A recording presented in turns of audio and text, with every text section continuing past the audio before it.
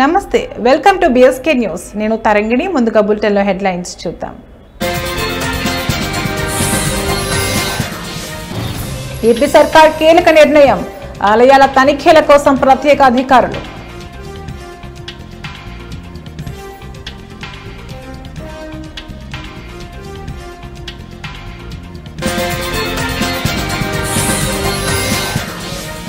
అహ్మదాబాద్ విమాన ప్రమాదంలో కొనసాగుతున్న చర్యలు డిఎన్ఏ పరీక్ష ద్వారా 87 మృతదేహాల గుర్తింపు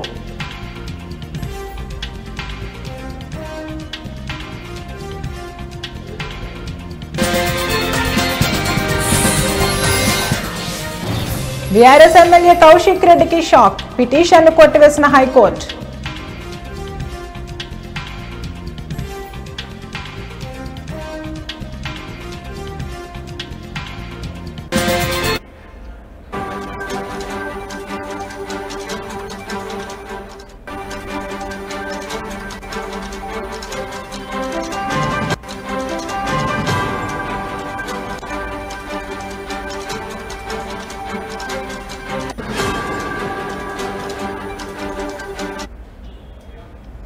బ్రేకింగ్ న్యూస్ చూస్తున్నాం. ఆంధ్రప్రదేశ్ రాష్ట్రంలో ఉన్న దేవాలయాల విషయంలో కీలక నిర్ణయం తీసుకుంది చంద్రబాబు కూటమి ప్రభుత్వం. ఆంధ్రప్రదేశ్ రాష్ట్రంలోని ఆలయాలలో తనిఖీల కోసం ప్రత్యేకంగా అధికారులు రంగంలోకి దిగబోతున్నారు. రాష్ట్రంలో ముఖ్యంగా సింహాచలం, అన్నవరం, బెజవాడ, కనకదుర్గమ్మ, వాడపల్లి, ద్వారకా తిరుమల లాంటి మొత్తం 22 ప్రధాన ఆలయాలలో నిత్యం తనిఖీలు చేసేందుకు కీలక నిర్ణయం తీసుకుంది చంద్రబాబు నాయుడు ప్రభుత్వం.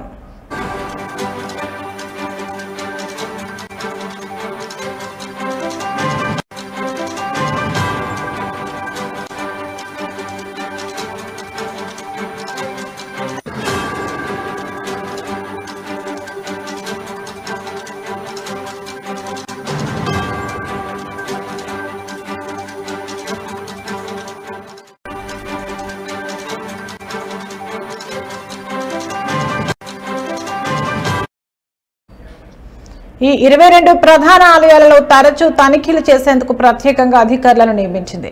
ఈ మేరకు దేవాదాయ శాఖ కమిషనర్ రామచంద్ర మోహన్ అధికారిక ఉత్తర్వులు జారీ చేశారు. దేవాలయాలలో క్యూ లైన్ల ఏర్పాటు, దర్శనాలు, ప్రసాదాల నాణ్యత, తాగునీటి సౌకర్యాలు, ఆలయ పరిశుభ్రత లాంటి విషయాలను ఈ అధికారులు నిత్యం పర్యవేక్షిస్తారన్నమాట.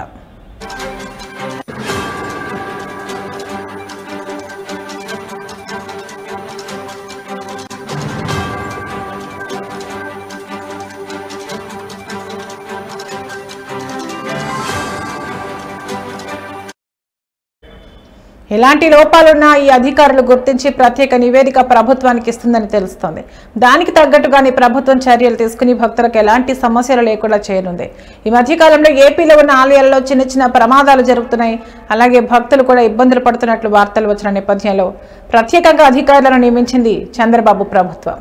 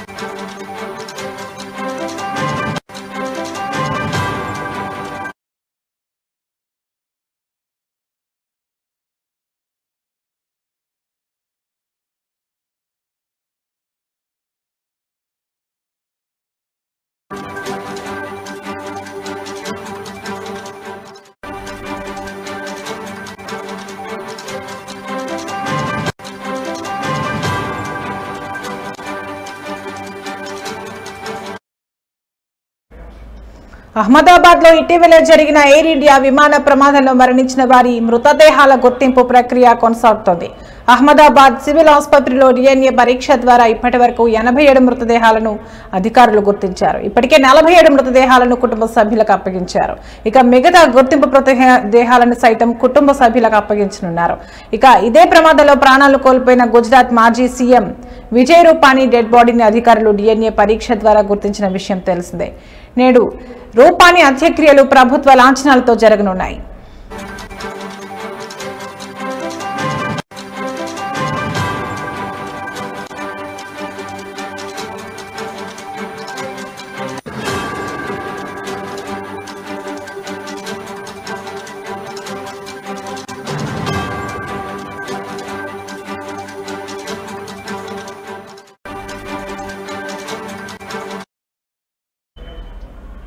ఎయిర్ ఇండియా విమానానికి చెందిన కాక్పిట్ వాయిస్ రికార్డర్ దొరికినట్లు దర్యాప్తు చేపడుతున్నట్లు అధికారులు ధృవీకరించారు. విమాన ప్రమాదం ఎందుకు ఎలా జరిగిందన్న అంశాలను కనుగొనడంలో కాక్పిట్ వాయిస్ రికార్డర్ కీలకం కానుంది. గత వారం ఎయిర్ ఇండియాకు చెందిన డ్రీమ్ లైనర్ ఫ్లైట్ అహ్మదాబాద్ లో కుప్పకూలిన విషయం తెలిసిందే. లండన్ బయలుదేరిన విమానం టేకాఫ్ అయిన నిమిషాల వ్యవధిలోనే ఓ బిల్డింగ్ పై కుప్పకూలిపోయింది. ఈ ఘటనలో దాదాపు 270 మందికి పైగా ప్రాణాలు కోల్పోయారు. పలువురు గాయపడ్డారు. క్షతగాత్రులు అహ్మదాబాద్ లోని సివిల్ ఆసుపత్రిలో చికిత్స పొందుతున్నారు. మరోవైపు విమాన ప్రమాద ఘటనపై అధికారులు దర్యాప్తు కొనసాగిస్తున్నారు.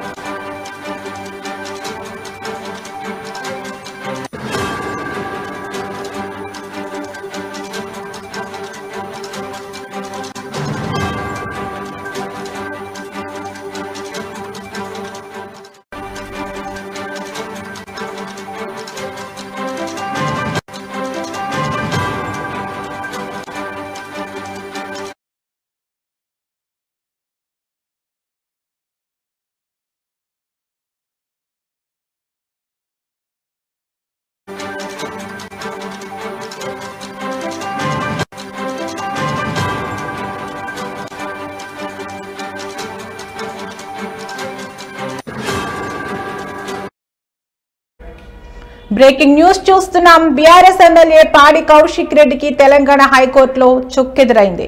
కౌశిక్ రెడ్డి హైకోర్టులో దాఖలు చేసిన పిటిషన్ను ఇవాళ హైకోర్టు కొట్టివేసింది. సుబేదారి PS లో తనపై నమోదైన కేసు కొట్టేయాలంటూ కౌశిక్ రెడ్డి హైకోర్టును ఆశ్రయించిన విషయం తెలిసిందే. గతంలో క్వారీ యజమాని మనోజ్ ను కౌశిక్ రెడ్డి బెదిరించారనే ఆరోపణలు వెలుగులోకి వచ్చాయి. కమలాపురం మండలం వంగపల్లిలో క్వారీ మనోజ్ నిర్వహిస్తున్నారు. మనోజ్ భార్య ఉమాదేవి ఫిర్యాదు మేరకు కౌశిక్ రెడ్డిపై సుబేదారి PS లో కేసు నమోదైంది.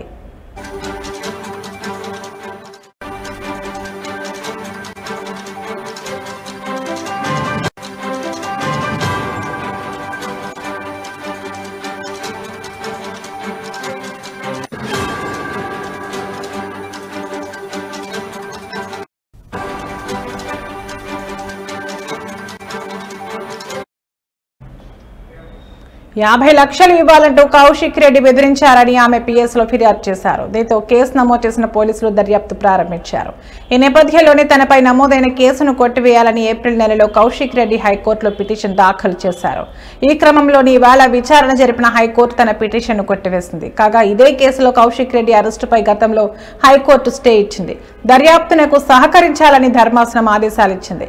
రాజకీయ కక్షల కారణంగానే ఈ కేసు నమోదు చేశారని కౌశిక్ రెడ్డి తరపు న్యాయవాది నాడు కోర్టులో వాదనలు వినిపించారు.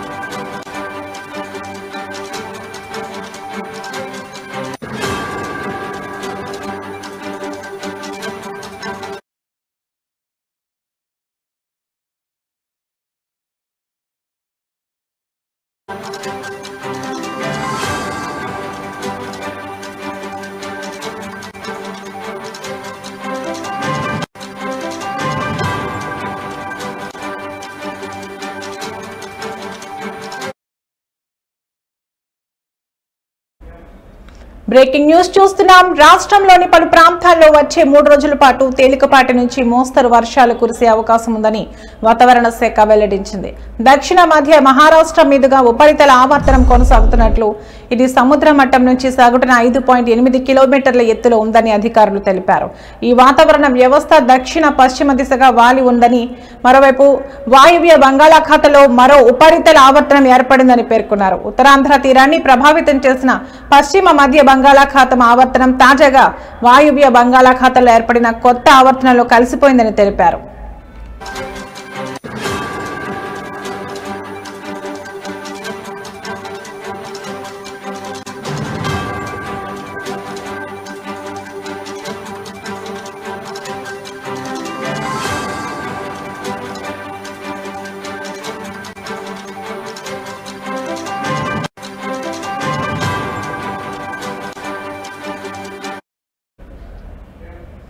దీని ప్రభావంతో రాష్ట్రంలోని దక్షిణ ఉత్తర జిల్లాలో వర్షాలు కురుస్తాయని వాతావరణ నిపుణులు సూచించారు.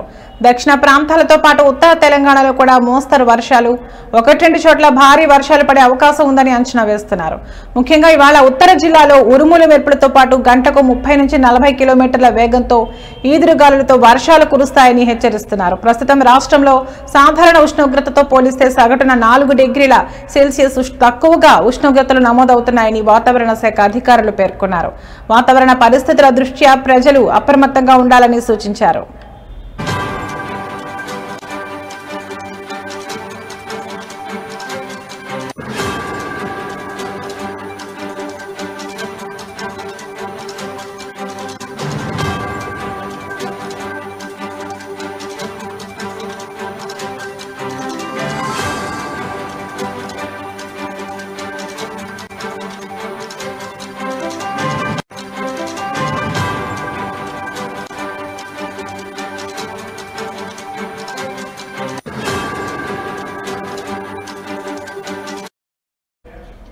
రాష్ట్రంలోని పలు ప్రాంతాల్లో వచ్చే 3 రోజుల పాటు తేలికపాటి నుంచి మోస్తరు వర్షాలు కురిసే అవకాశం ఉందని వాతావరణ శాఖ వెల్లడించింది. దక్షిణ మధ్య మహారాష్ట్ర మీదుగా ఉపరితల ఆవర్తనం కొనసాగుతున్నట్లు, ఇది సముద్ర మట్టం నుంచి సగటున 5.8 కిలోమీటర్ల ఎత్తులో ఉందని అధికారులు తెలిపారు.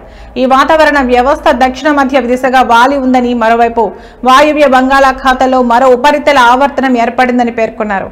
ఉత్తరాంధ్ర తీరాన్ని ప్రభావితం చేసిన పశ్చిమ మధ్య బంగాళాఖాతం ఆవర్తనం తాజాగా వాయువ్య బంగాళాఖాతంలో ఏర్పడిన కొత్త ఆవర్తనంలో కలిసిపోయిందని తెలిపారు.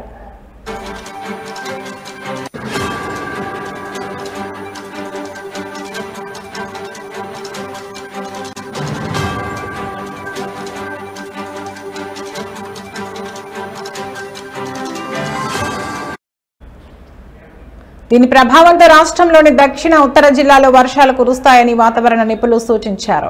దక్షిణ ప్రాంతాలతో పాటు ఉత్తర తెలంగాణలో కూడా మోస్తరు వర్షాలు, 1-2 చోట్ల భారీ వర్షాలు పడే అవకాశం ఉందని అంచనా వేస్తున్నారు. ముఖ్యంగా ఇవాళ ఉత్తర జిల్లాలో ఉరుములు మెరుపులతో పాటు గంటకు 30 నుంచి 40 కిలోమీటర్ల వేగంతో ఈదురుగాలులతో వర్షాలు కురుస్తాయని హెచ్చరిస్తున్నారు. ప్రస్తుతం రాష్ట్రంలో సాధారణ ఉష్ణోగ్రతతో పోలిస్తే సగటున 4 డిగ్రీల సెల్సియస్ తక్కువగా ఉష్ణోగ్రతలు నమోదవుతున్నాయని వాతావరణ శాఖ అధికారులు పేర్కొన్నారు. వాతావరణ పరిస్థితుల దృష్ట్యా ప్రజలు అప్రమత్తంగా ఉండాలని సూచించారు.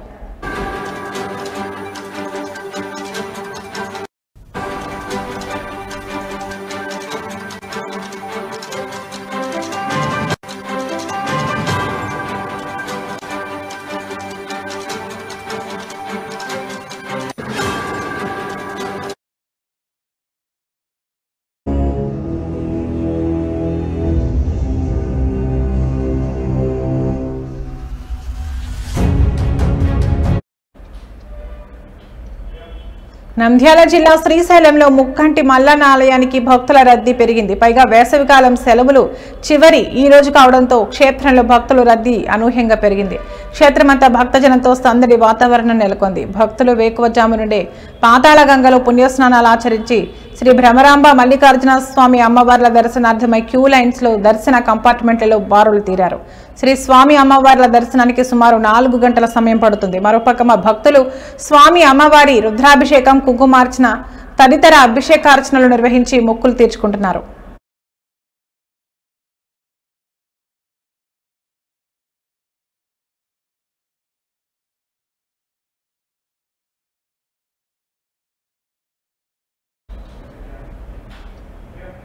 ఇవి ఇప్పటివరకున్న బులెటిన్ అప్డేట్స్. మరో బులెటిన్లో మళ్ళీ కలుద్దాం. నమస్తే.